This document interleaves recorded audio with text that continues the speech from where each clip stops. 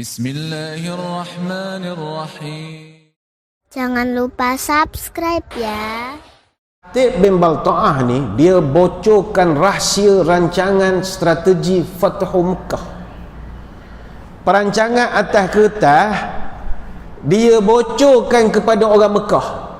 Dan kalau istilah sekarang itu adalah pengkhianatan. Sebab strategi perang ini rahsia sulit. Eyes only, tak boleh salin, tak boleh ambil gambar, tak boleh forward, tak boleh. Boleh tengok saja.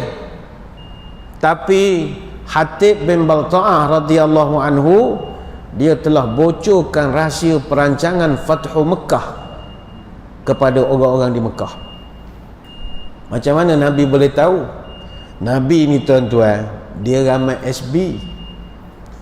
SB ni special brand. Kita pun malam ni ada special brand 2-3 orang sahaja malah nak tunjuk je mana orangnya.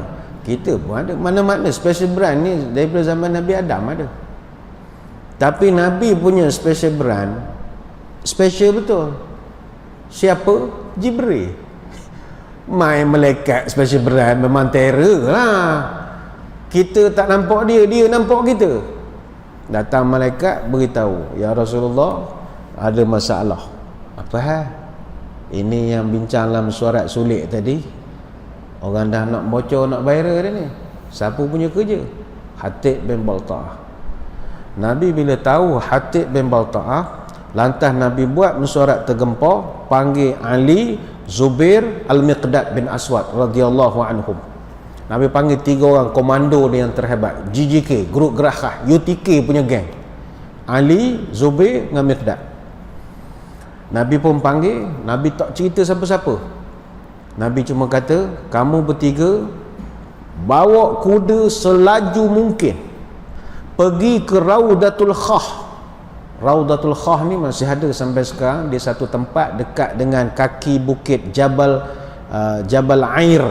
Jabal Air ni dekat Madinah. Dia lebih kurang dalam 16 km daripada Masjid Nabawi. 16 km sekarang ni dekat, ni zaman dulu ni. Jadi kata Nabi, kamu bertiga pergi ke Raudatul Khah, cari satu orang perempuan. Pada orang perempuan tu dia ada surat, ambil surat bawa balik. Itu saja. 3 orang ni jenis komando, jenis panglima pancung tak bertanya. Tak ada tanya langsung, beres boh, terus pergi je. Tak adalah boleh bagi detail sikit perempuan tu pakai apa, kuda jenis apa, tak ada. Beres boh, cari selalu. Itu komando sejati, tak banyak nak bertanya.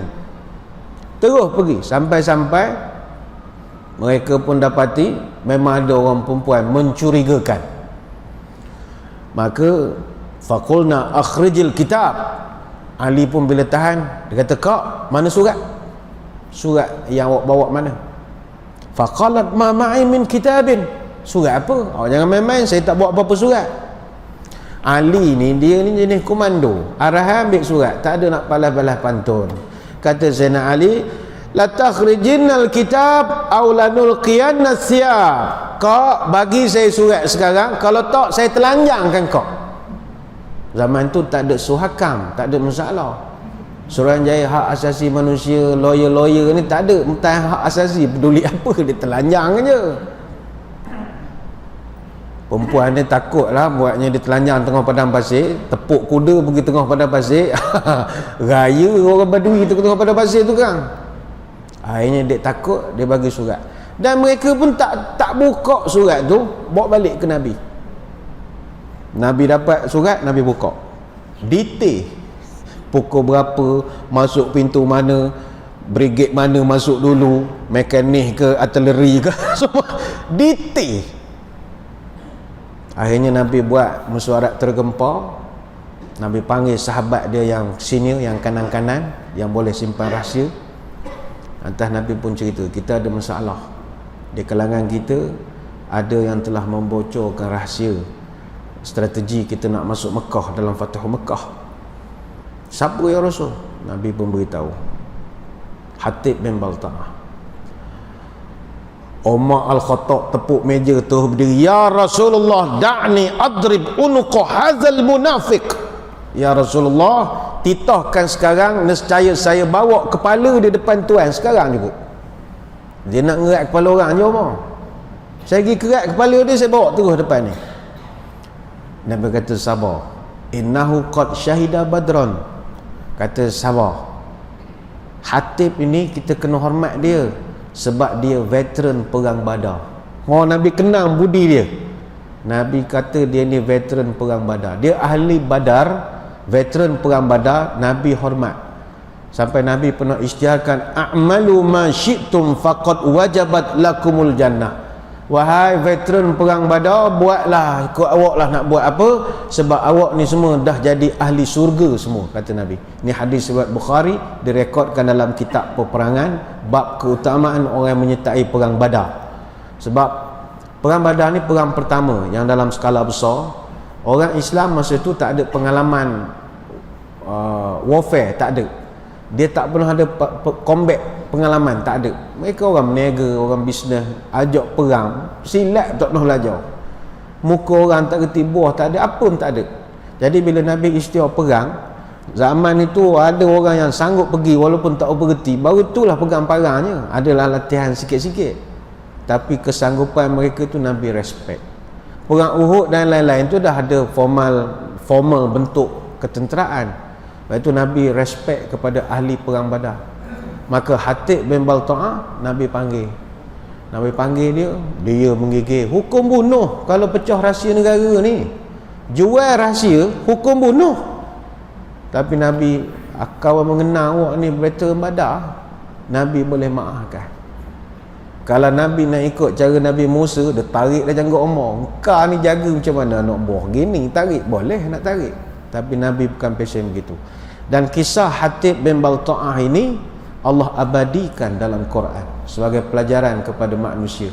Ya ayyuhalladzina amanu la tattakhidhu aduwwi wa aduwwakum awliya tulquna ilaihim bil mawaddah. Wahai orang-orang beriman, Allah Ta'ala pesan, jangan kamu jadikan musuh aku dan musuh kamu sebagai kawan setia, kata Allah Ta'ala.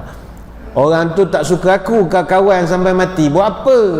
Dia nyembah aku pun tak nak, dia nak ngaku aku jadi Tuhan pun tak nak. Memanglah dia baik, tidak buat jahat, tak rasuah, tak benda, tapi dia nak sembah aku pun dia tak sudi. Macam mana engkau boleh berkawan rapat dengan dia? Tu Tuhan tegur. Ayat itu turun untuk Hatib bin Balta'ah. Dan jangan kamu jadi teman setia sehingga menyiarkan berita-berita kepada mereka atas dasar kasih sayang. Surah Al-Mumtahanah ayat yang pertama.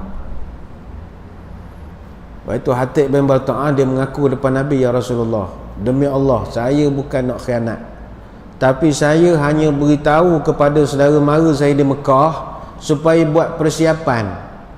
Tak lama lagi orang Islam Madinah nak datang. Barangkali di Mekah nanti akan ada perintah kawalan pergerakan. Jadi saya nak suruh dia beli bekalan siap-siap supaya tak berlaku pembelian panik. Beli beras, beli susu cukup benda semua, supaya nanti tak adalah bila dah nampak debu-debu tentera datang kelang kabut nak beli barang. Jadi saya ni nak memudahkan saudara mara saya. Saya tak ada niat nak pecah rahsia. Allah turunkan ayat, jangan pecah rahsia. Dek kerana kasih sayang. Sebab itu musuh aku, kata Allah Ta'ala.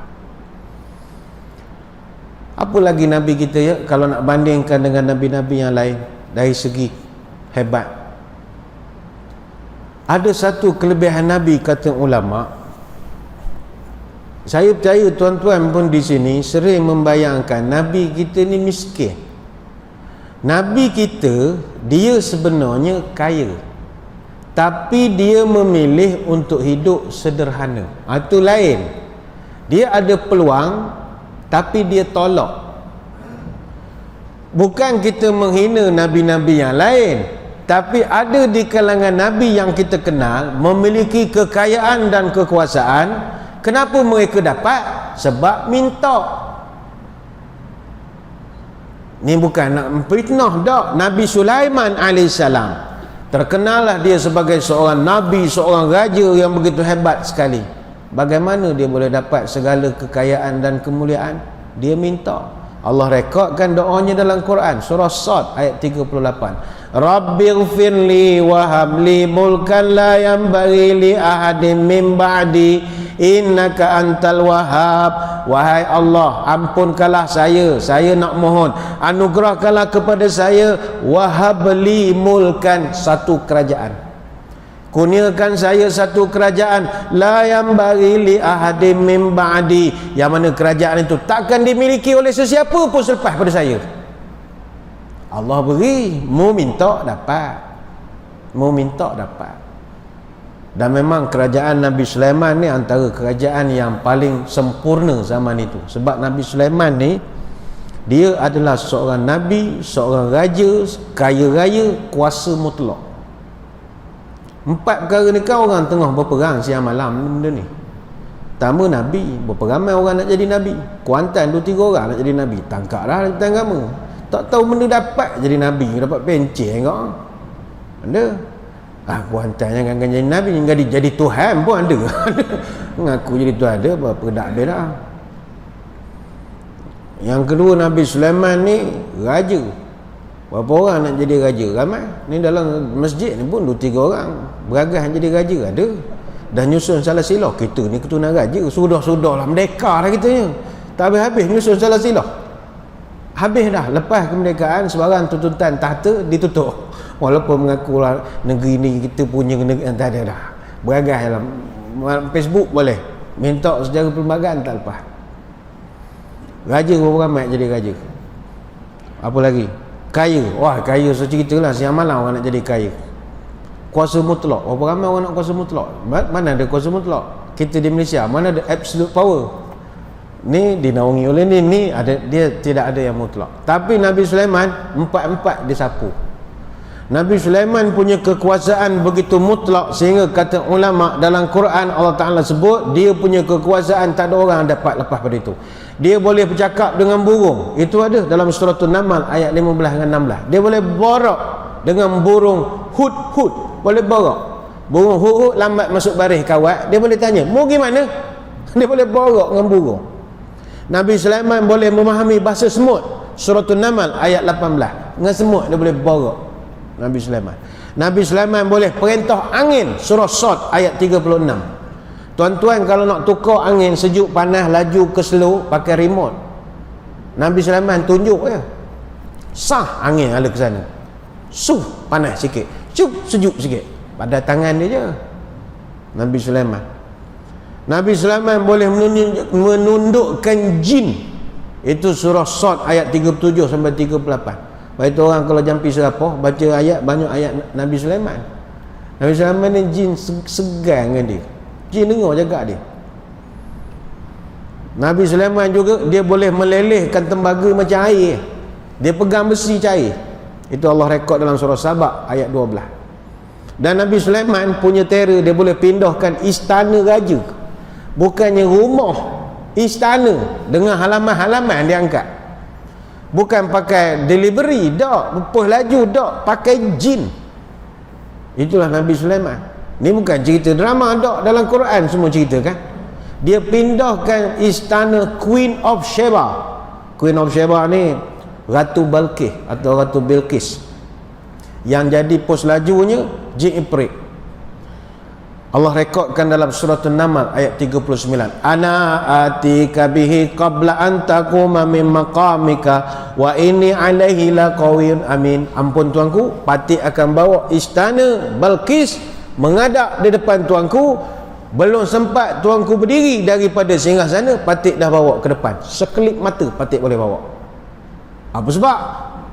Wa inni alaihi laqawiyyun amin. Sebab patik ni orang yang gagah, jin yang gagah dan jin yang boleh percaya. Sebab ada jin gagah tapi tak boleh percaya. Ada jin boleh percaya, tok setok, dok cetong ada juga. Tapi Ifrit ni dua-dua dia ada. Dan tuan-tuan, ada satu perbahasan, istana Balqis ni mana duduk? Istana Balqis ni ada orang kata duduk di Yaman, di Sabak, tapi ada satu hipotesis lah kita panggil, kita hormatlah kajian orang. Kiai Haji Fahmi Bashar, dia ni dekan Universitas Islam Negeri Syarif Hidayatullah di Jakarta. Dia buat kajian selama 35 tahun Dia kata istana Balqis ni letaknya di tanah Jawa. Tanah Jawa. Bayangkanlah Nabi Sulaiman duduk di Jerusalem, istana Balqis di tanah Jawa. Lebih tepat kata dia, istana Balqis terletaknya di kawasan Keraton Ratu Boko, Kabupaten Sleman, Yogyakarta. Oh, lebih tepat lagi. Ratu Boko tu singkatan dia Ratu Balqis, Kabupaten Sleman. Sleman tu Sulaiman. Sulaiman. Dia memang kalau kita pergi ke sana kan dia banyak candi. Ada candi Prambanan, Borobudur. Kalau candi kan ada 3. Borobudur dekat Magelang. Kalau Prambanan dengan Ratu Boko, itu kawasan-kawasan dikatakan sebagai tapak Balqis. Ini kita tak lantaklah, kita tak bercara sangat benda macam ni. Ada juga orang yang minta saya buat kajian. Dia kata, Ustaz, awak kan suka kaji sejarah, awak buatlah kajian sikit. Betul ke Ratu Balqis ni orang Jawa? Saya kata, saya tak ada masalah, boleh je buat kajian. Tapi tuan-tuan agak, saya ada masa untuk sakit kepala. Ada masa nak mikir SOP masjid dah sekian lah. Nak mikir SOP masjid dah pening kepala, lagi nambah mikir Jawa ke tak ada pasal. tak ada pasal. Kecuali buat tajuk disertasi PhD atau lain lah, itu pun sakit kepala juga. Nak buat sampai ke bab 4 tu tak tahulah benda nak ditulis. Kita bukan nak cerita pasal Nabi Sulaiman, tidak. Nabi Sulaiman dia dapat sebesar-besar kekerajaan dan kekuasaan itu. Macam mana dia boleh dapat? Dia minta.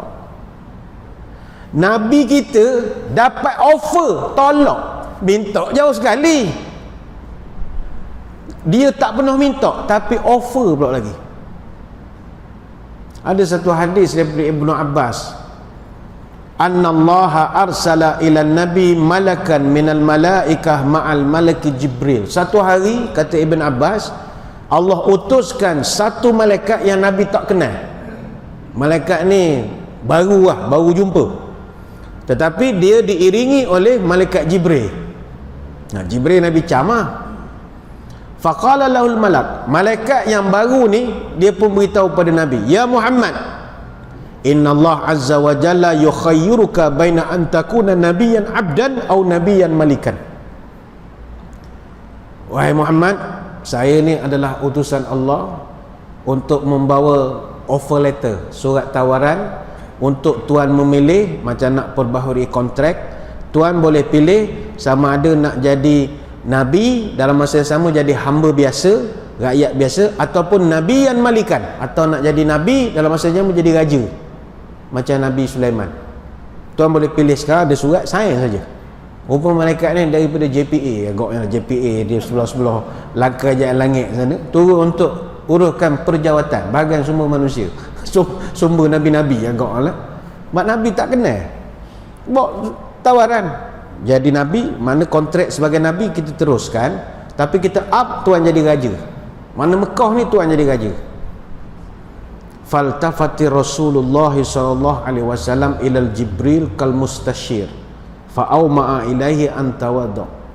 Nabi tak ada, Nabi tengok surat, agaklah surat ke apa kan. Faltafat Rasulullah ila Jibril, Nabi pandang pada Jibril. Jibril tenur muka Nabi, fa'auma'a ilaihi an tawaddu. Jibril beri isyarat, Jibril buat isyarat seolah-olahnya tak payah, kata Jibril. Tawaddu, sederhana, stay humble. Stay humble, jangan stay at home, tak buat kerja belakang. Stay humble, teruskan cara sekarang. Apa respon Nabi? Faqala Rasulullah, bal nabiyyan abdan. Tak apa lancik malaikat, saya kekal memilih jadi orang biasa, tapi kekal sebagai Nabi, hidup biasa-biasa saja, kata Nabi. Ini hadis riwayat Imam Tabrani dan Baihaqi. Inilah hebat Nabi kita. Bukanlah kita kata Nabi-Nabi yang ada jawatan macam Nabi Yusuf, Nabi Daud, Nabi Sulaiman ni tak bagus. Bukan, tidak. Tapi malam ni kita nak membawakan jiwa besarnya Nabi kita. Walau ditawarkan, tetap dia tolak. Tetap dia tolak. Kan dalam Wadduha kita baca, fala sawfa yu'tika rabbuka fatarda. Wahai Muhammad, kalau kamu ambil segala tawaran yang aku nak berikan ini, nescaya kau akan redha dan gembira dengan tawaran-tawaran yang bagus ini, jawatan, kuasa, macam-macam. Tapi Nabi kita Dia tanya, saya boleh ambil, tapi saya nak hitam putih kepastian, jangan seorang pun umat saya masuk neraka. Itu je saya nak. Malaikat kata tak boleh gitu boh. Umat awak macam-macam ada reti bahasa, ada tak reti bahasa. Yang tak reti bahasa kenalah celuk dulu neraka, goreng-gorengkan dulu, degil. Takkan nak menonoh masuk surga dengan orang masjid, tak boleh. Tak adil lah. Dia tak ibadat, belalak tiap malam, masuk dengan orang tak boleh. Celuk lu sekejap-sekejap je, ujung-ujung masuk juga. Kata izan la arda ya rab wa wahidun ummati finnar. Tak apalah, kalau begitu saya tolak segala tawaran, selagi mana tidak ada hitam putih jaminan seorang habuk umat saya jangan masuk neraka. Punya Nabi besar jiwa. Baiklah hadirin hadirat sekalian, sekali lagi, Nabi ni kalau dia nak hidup jadi raja, dia boleh. Dia sendiri Nabi ni sebenarnya kaya. Ini jangan diceritakan di dalam syarahan-syarahan. Sebab itu Nabi ni, dia daripada segi kekayaan, dia tidaklah kaya raya macam Osman bin Affan, Abdul Rahman bin Auf, tidak. Tapi Nabi ada harta. Nabi bukan jenis orang nyandor tiang masjid pakai piah lembik ada tek lalat. Tak. Nabi ni dia pemimpin, dia ada bodyguard, ada apa. Dia orang smart. Dan dia asalnya orang meniaga. Orang meniaga ni pandai buat duit. Tapi bila dia dapat arahan jadi Nabi, dia tinggalkan bisnes. Sebab bisnes dan dakwah dua benda yang payah nak bergabung. Payah. Salah satu tu terpaksa dikorbankan. Jadi Nabi pilih dakwah. Tapi dari segi ekonomi, Nabi pun bukan kaleng-kaleng ekonominya. Ini panjanglah perbahasannya. Kalau kita tengok riwayat daripada Umar Al-Khattab radhiyallahu anhu yang menceritakan keadaan ekonomi Nabi selepas berlakunya perang Khaybar pada tahun 7 Hijrah. Disebutkan dalam riwayat, kanat li Rasulillah salasu safaya Banu Nadir wa Khaybar wa Fadak. Nabi sendiri lepas daripada berlaku perang Khaybar, dia ambil ada 3 pilihan daripada harta rampasan perang. Nabi dapat ladang peninggalan Bani Nadir, ladang Khaybar dan Fadak.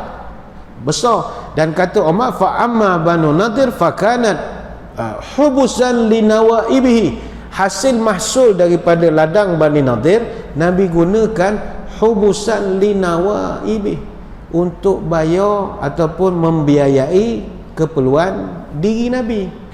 Dan wa amma Khaybar fajazaa Rasulullah salasa ajza, dan ladang Khaybar Nabi bahagikan kepada 3 juz'ain bainal muslimin, 2 bahagian bagi dengan orang Islam, wa juz'an nafaqah li ahlihi, dan 1 bahagian Nabi guna untuk nafkah keluarga dia. Hadis riwayat Abu Daud. Jangan ingat Nabi tak ada duit. Nabi ada duit. Nabi bukannya pengemih, dak. Nabi ni ada duit. Tetapi dalam ramai-ramai Nabi, dia hidup paling sederhana sekali. Sampai kita heran, bapalah Nabi sampai ikat perut dengan batu. Nabi dia nak hidup sederhana. Ini Nabi-Nabi lain tak boleh challenge.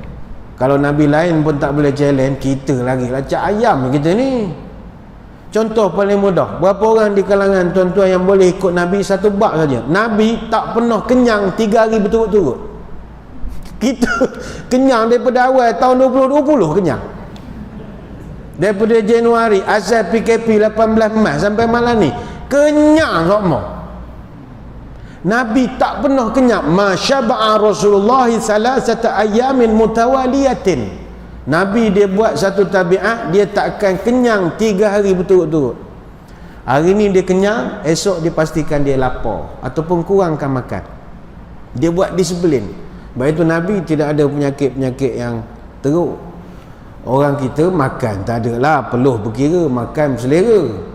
Masa makan bersimbah peluh, bila bekerja asyik mengeluh. Pucuk lebah, gading gajah, kerja segan, tapi bila makan gagah. Habis kita majlis ni sekarang, banyak lauk lama duduk, banyak kuih duduk tak beralih. Habis majlis tanya urus dia, ni AJK, ada makan? Makan lagi. La ilaha illallah. Tak ada, ngeteh lah kita. Itu saja kita dah kalah ikut Nabi. Nabi makan tak ada lah. Dia tak pernah kenyang sampai 3 hari berturut-turut. Itu kadang ada orang dia kata, Ustaz habis majlis nikah kita makan apa? Makan kambing ustaz. Dia cara nyebut kambing tu dia rasa macam dia masuk surga kalau makan kambing. Kita makan kambing ustaz. Dia punya senyum itu. Tuan-tuan,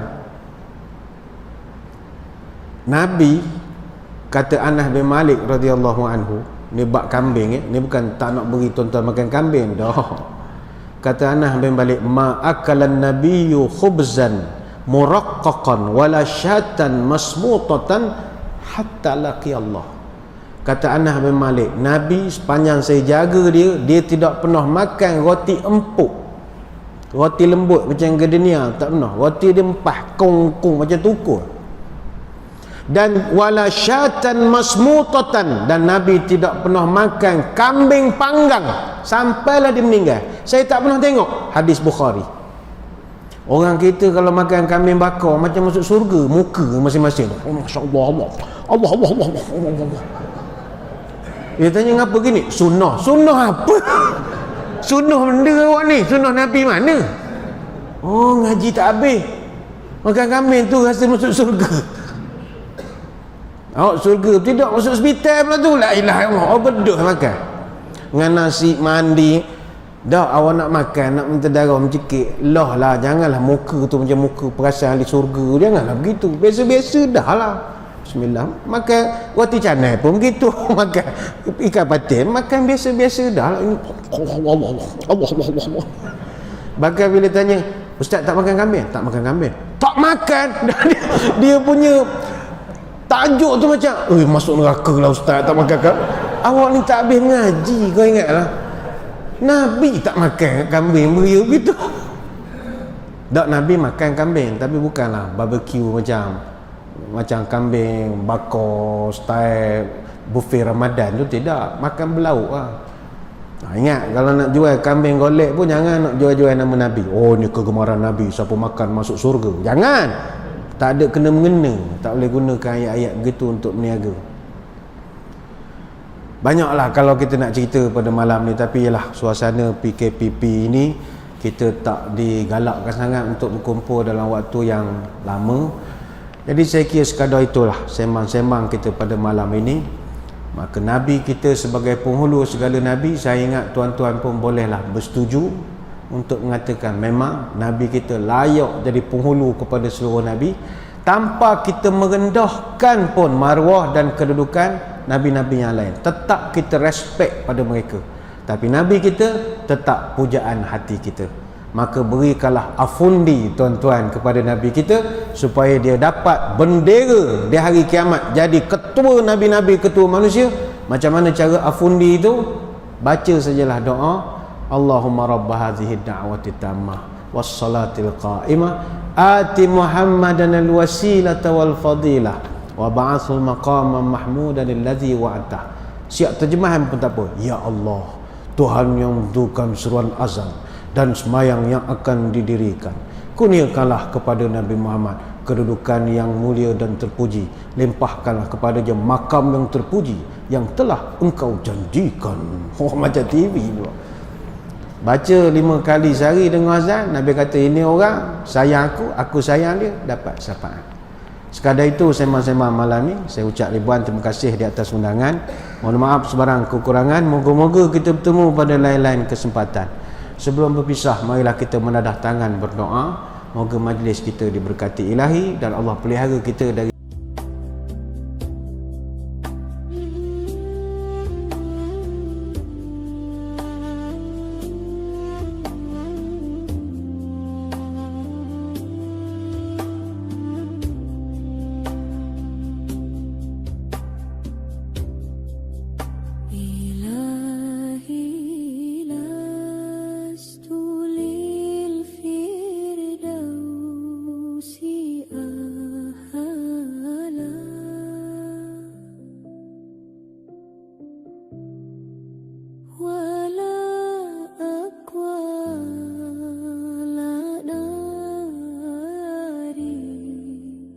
jahil.